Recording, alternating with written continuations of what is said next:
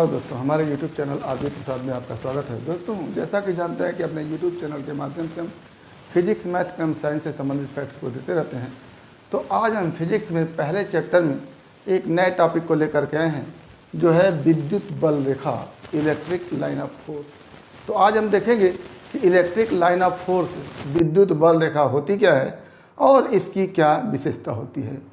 तो जैसे किसी विद्युत क्षेत्र में यदि हम कोई धन आवेश एकांक परिमाण का धन आवेश, जिसको हम परीक्षण आवेश भी कहते हैं, लेते हैं और ये पृथक्कृत होता है। पृथक्कृत से आशय होता है कि इस धन आवेश का संबंध किसी और आवेश से नहीं है। तो इस प्रकार का कोई यदि परीक्षण आवेश लेते हैं विद्युत क्षेत्र में, तो उस विद्युत क्षेत्र में इस परीक्षण आवेश पर विद्युत बल लगता है और उस विद्युत बल के कारण ये परीक्षण आवेश जिस मार्ग पर गमन करता है वही मार्ग क्या कहलाता है, विद्युत क्षेत्र में विद्युत बल रेखा कहा जाता है। तो विद्युत बल रेखा की परिभाषा होगी कि विद्युत क्षेत्र में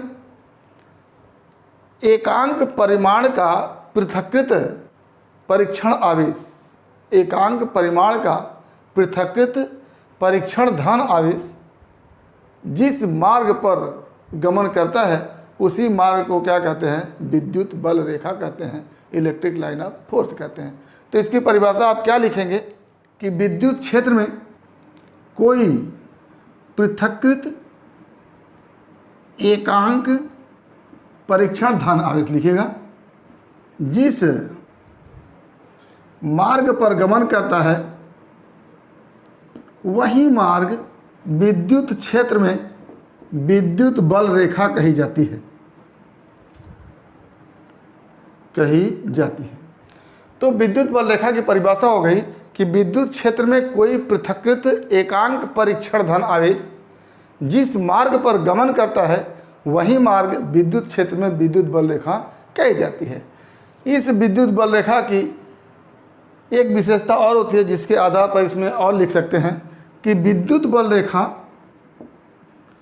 निष्कोण काल्पनिक वक्र होती है जिसके किसी बिंदु पर खींची गई स्पर्श रेखा उस बिंदु पर विद्युत क्षेत्र की दिशा को प्रदर्शित करता है। तो विद्युत बल रेखा की परिभाषा को दो तरह से आप लिख सकते हैं। पहला तो ये कि विद्युत क्षेत्र में कोई पृथक्कृत एकांक परीक्षण धन आवेश जिस मार्ग पर गमन करता है वही मार्ग विद्युत क्षेत्र में विद्युत बल रेखा कही जाती है। दूसरा, आप यहाँ से यहाँ तक लिख सकते हैं क्या कि विद्युत बल रेखा निष्कोण काल्पनिक वक्र होती है जिसके किसी बिंदु पर खींची गई स्पर्श रेखा उस बिंदु पर विद्युत क्षेत्र की दिशा को प्रदर्शित करता है। तो ये हमारे विद्युत बल रेखा की परिभाषा हो गई। अब इसमें विद्युत बल रेखा के विशेषता को भी हम देखेंगे।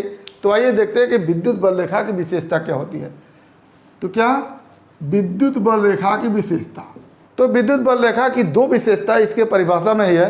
पहला ये कि विद्युत बल रेखा निष्कोण काल्पनिक वक्र होता है। तो पहली विशेषता क्या हो गई कि निष्कोण काल्पनिक वक्र होता है, निष्कोण काल्पनिक वक्र होती है। यानी विद्युत बल रेखा की पहली विशेषता हो गई कि विद्युत बल रेखा निष्कोण काल्पनिक वक्र होती है। दूसरी विशेषता इसी परिभाषा में मिलेगी कि इस वक्र पर खींची गई स्पर्श रेखा विद्युत क्षेत्र की दिशा को प्रदर्शित करता है। तो क्या लिखेंगे कि विद्युत बल रेखा के किसी बिंदु पर खींची गई स्पर्श रेखा उस बिंदु पर विद्युत क्षेत्र की दिशा को प्रदर्शित करता है। तो ये दोनों विशेषताएं आपके इसी परिभाषा में। तीसरी विशेषता हम इस फिगर में देखते हैं। अगर कोई धन आवेश है, जैसे यहाँ पर Q पॉजिटिव चार्ज है, Q धन आवेश है, तो इसके कारण इसके चारों ओर चुंबकीय क्षेत्र उत्पन्न होता है और उस चुंबकीय क्षेत्र में विद्युत बल रेखा इस धन आवेश से चल करके इनफाइनाइट तक जाती है। कैसे? जैसे आप देखें हैं कि परीक्षण धन आवेश जिस मार्ग पर विद्युत क्षेत्र में चलता है वही मार्ग क्या होता है? विद्युत बल रेखा होता है। तो इस आवेश के कारण जो विद्युत क्षेत्र उत्पन्न हुआ है, उस विद्युत क्षेत्र में जो परीक्षण आवेश होगा वो इस मुख्य आवेश से दूर की तरफ जाएगा। और कहाँ तक जाएगा? इनफाइनाइट तक जाएगा। क्यों? क्योंकि ये आवेश भी पॉजिटिव है और परीक्षण आवेश भी पॉजिटिव होता है। तो पॉजिटिव आवेश एक दूसरे को प्रतिकर्षित करते हैं। मान लेते हैं कि यहाँ पर हम परीक्षण आवेश Q0 रखते हैं, तो इस आवेश के कारण Q0 दूर जाएगा। दूर जाने का मतलब ये इनफाइनाइट तक जाएगा।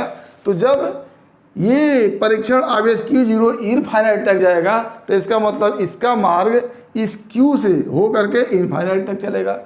तो इसीलिए कहा जाता है कि धन आवेश के कारण उत्पन्न विद्युत क्षेत्र में विद्युत बल रेखा उस आवेश से चलकर इनफाइनाइट तक जाती है। तो तीसरी विशेषता क्या हो गई कि धन आवेश के कारण विद्युत बल रेखा आवेश से चलकर कहाँ तक जाती है? अनंत तक जाती है, अनंत तक जाती है। ये तीसरी विशेषता हो गई। और अगर हम चौथी विशेषता की बात करें तो चौथी विशेषता के लिए हम ये फिगर देखते हैं। यहाँ पर एक ऋण आवेश है -Q।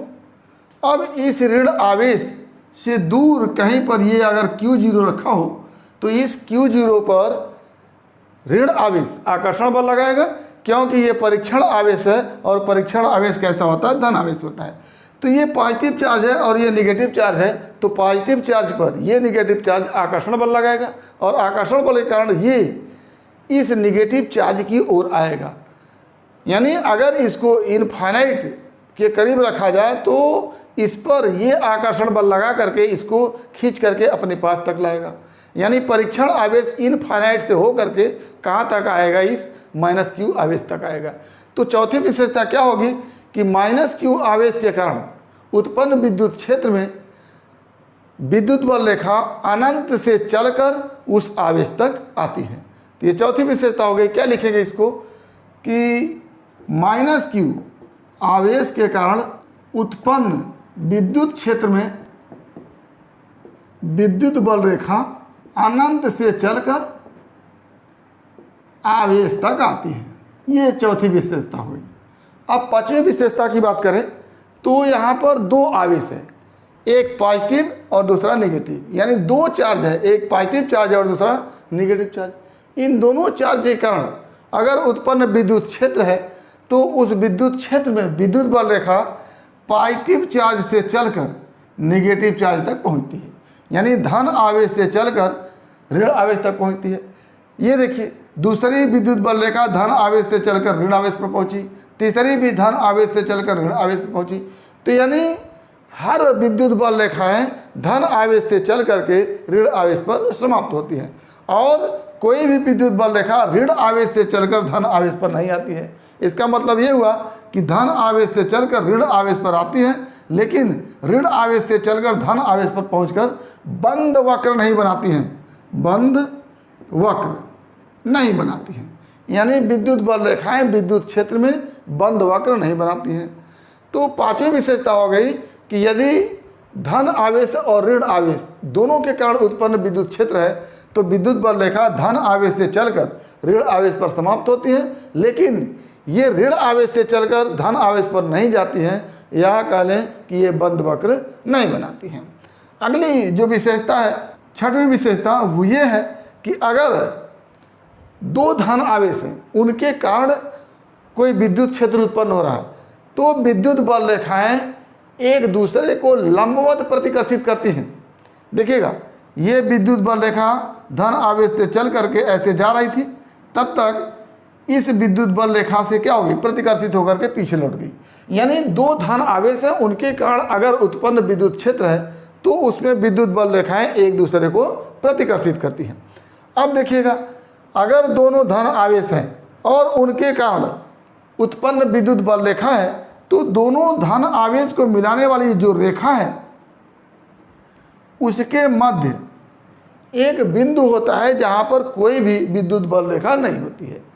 और जब विद्युत बल रेखा नहीं होती है तो इसका आशय ये होता है कि वहाँ पर विद्युत क्षेत्र नहीं होता है। तो इस बिंदु को जहाँ पर विद्युत बल रेखा नहीं होती है उसको हम क्या कहते हैं, उदासीन बिंदु कहते हैं। क्या कहते हैं, उदासीन बिंदु।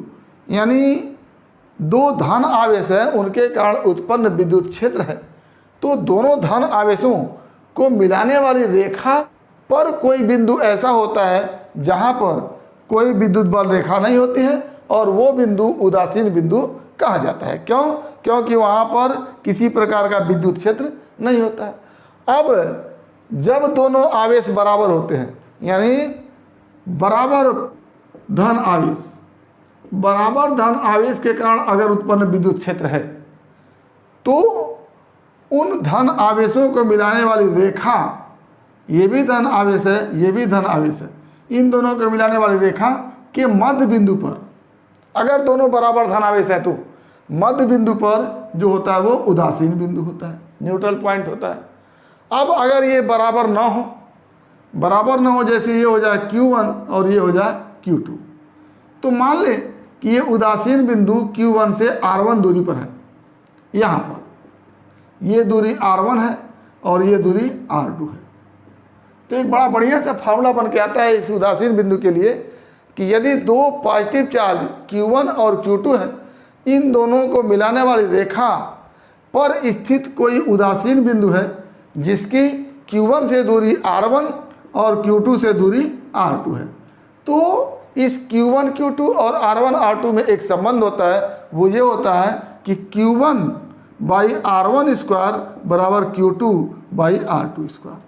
यानी अगर आपको Q1 मालूम है, Q2 मालूम है और एक ठो R1 मालूम है तो दूसरा R2 आप यहाँ से निकाल सकते हैं। तो क्या हुआ कि यदि दो धन आवेश के कारण उत्पन्न विद्युत क्षेत्र है और दोनों धन आवेश एक दूसरे से भिन्न है, तो ऐसी स्थिति में दोनों धन आवेश को मिलाने वाली रेखा के किसी बिंदु को अगर उदासीन बिंदु माने तो उस उदासीन बिंदु की Q1 से दूरी R1 और Q2 से दूरी R2 हो, तो इस Q1 Q2 और R1 R2 में जो संबंध आता है वो होता है Q1 by R1 square equal to Q2 by R2 square. एक विशेषता और आप देखेंगे कि यदि विद्युत बल रेखाएं विद्युत क्षेत्र में सघन है, सघन का मतलब नज़दीक नज़दीक है, कुछ इस तरह से नज़दीक नज़दीक है, तो इसका मतलब कि यहाँ पर विद्युत क्षेत्र की तीव्रता अधिक है। तो क्या कि यदि विद्युत बल रेखा सघन है तो विद्युत क्षेत्र की तीव्रता अधिक है, और यदि विद्युत बल रेखा विरल है, इस तरह से दूर दूर है, तो ऐसी स्थिति में विद्युत क्षेत्र की तीव्रता क्या होती है, कम होती है। तो एक विशेषता और हो गई कि यदि विद्युत क्षेत्र में विद्युत बल रेखाएं सघन है, एक दूसरे के नज़दीक नज़दीक हैं, तो विद्युत क्षेत्र की तीव्रता अधिक होती है, और यदि विद्युत बल रेखाएं एक दूसरे से दूर दूर हैं तो विद्युत क्षेत्र की तीव्रता कम होती है। एक और विशेषता विद्युत बल रेखा की है जो अति महत्वपूर्ण है, वो ये है कि दो विद्युत बल रेखाएं एक दूसरे को काटती नहीं हैं। क्या कि दो विद्युत बल रेखाएं एक दूसरे को काटती नहीं हैं। जैसे अगर मान लिया एक विद्युत बल रेखा ये है और दूसरी विद्युत बल रेखा ये है, दोनों एक दूसरे को मान लेते हैं काट देती हैं, तो ये हमको मिला कटान बिंदु। इस कटान बिंदु पर एक स्पर्श रेखा इस विद्युत बल रेखा पर खींचेंगे, दूसरी स्पर्श रेखा इस विद्युत बल रेखा पर खींचेंगे, और एक ही बिंदु पर दो स्पर्श रेखाएं मिलने के कारण हम कहेंगे कि इस बिंदु पर विद्युत क्षेत्र की दिशा 2 हो गई। लेकिन ऐसा संभव नहीं है कि किसी बिंदु पर विद्युत बल रेखा की दिशा 2 हो। जब ऐसा संभव नहीं है तो ये भी संभव नहीं है कि विद्युत बल रेखाएं एक दूसरे को काटती हैं। तो ये एक अलग विशेषता हो गई विद्युत बल रेखा की। तो विद्युत बल रेखा की परिभाषा भी हमने देखा, और विद्युत बल रेखा की विशेषता में पहला हमने देखा कि विद्युत बल रेखा निष्कोण काल्पनिक वक्र होता है। दूसरा हमने देखा कि विद्युत बल रेखा के किसी बिंदु पर खींची गई स्पर्श रेखा उस बिंदु पर विद्युत क्षेत्र की दिशा को प्रदर्शित करता है। और एक और हमने देखा कि दो विद्युत बल रेखाएं एक दूसरे को कभी काटती नहीं है। अगला जो विद्युत बल रेखा की विशेषता है वो यह है कि धन आवेश के कारण उत्पन्न विद्युत क्षेत्र में विद्युत बल रेखा धन आवेश से चल करके इनफाइनाइट तक जाती है। और अगली विशेषता जो है कि ऋण आवेश के कारण उत्पन्न विद्युत क्षेत्र में विद्युत बल रेखा अनंत से चल करके ऋण आवेश पर आती है। आगे अगर एक पॉजिटिव और एक निगेटिव आवेश हैं, या कह लें कि एक धन आवेश है, दूसरा ऋण आवेश है, उसके कारण उत्पन्न विद्युत क्षेत्र है, तो उस विद्युत क्षेत्र में विद्युत बल रेखा धन आवेश से चल करके ऋण आवेश पर जाती है और ये बंद वक्र नहीं बनाती है, अर्थात ऋण आवेश से चलकर धन आवेश पर वापस नहीं जाती है। अगली विशेषता कि अगर दो पॉजिटिव चार्ज है उसके कारण उत्पन्न विद्युत क्षेत्र है, तो ये विद्युत बल रेखाएं एक दूसरे को लंबवत प्रतिकर्षित करती हैं और इन दोनों आवेशों को मिलाने वाली रेखा पर कोई बिंदु ऐसा होता है जहां पर विद्युत बल रेखा नहीं होती है और वो बिंदु उदासीन बिंदु कहा जाता है। अगर दोनों धन आवेश बराबर होते हैं तो उदासीन बिंदु इस रेखा के मध्य बिंदु पर होता है, और यदि दोनों आवेश बराबर नहीं होते हैं तो ऐसी स्थिति में अगर Q1 और Q2 दो भिन्न आवेश है और Q1 से न्यूट्रल पॉइंट उदासीन बिंदु की दूरी R1 है और Q2 से उदासीन बिंदु की दूरी R2 है, तो Q1 Q2 R1 R2 में एक संबंध होता है, वो ये होता है Q1/R1² बराबर Q2/R2²। तो ये हमारा हो गया विद्युत बल रेखा और विद्युत बल रेखा की विशेषता। उम्मीद करते हैं कि आपको टॉपिक समझ में आया होगा। अगर इसमें किसी प्रकार की समस्या है तो आप हमारे YouTube चैनल के कमेंट बॉक्स में कमेंट करके अपनी समस्या का समाधान करेंगे, और यदि वीडियो क्लिप पसंद है तो प्लीज़ लाइक करेंगे, शेयर करेंगे, साथ ही हमारे YouTube चैनल को सब्सक्राइब अवश्य करेंगे ताकि हमारे द्वारा दिए गए हर वीडियो क्लिप का नोटिफिकेशन आपको मिलता रहे। तो आज बस इतना ही। उम्मीद है कि हमारे साथ अगले वीडियो क्लिप में आप लगे रहेंगे। तब तक के लिए बेस्ट ऑफ लक। धन्यवाद।